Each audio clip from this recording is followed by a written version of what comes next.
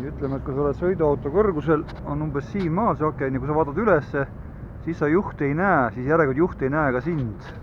Nagu ei ole, aga kui nüüd hästi vaadata, siis on seal, aga ega seda sõidu pealt niimoodi näha polegi. Nende peeglis pole ühtegi jälge. Selle otsa peal on ja selle. Aga need on üldjuhul ikkagi manööverdamise peeglid ja reastumise peeglid. Ja jälle terve auto siin nurga peal.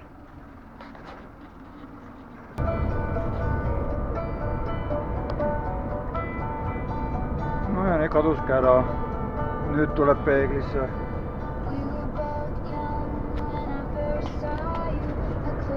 Ma ei tea, mis tähendab.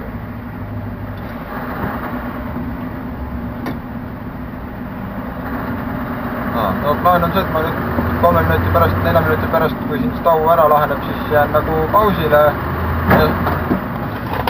Esmaspäeva hommikul 2 kohta peale ja panin kuradi mingile polola tagant selga reis.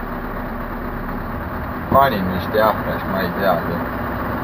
Kuradi, ma ei näinud ju teda kuskilt.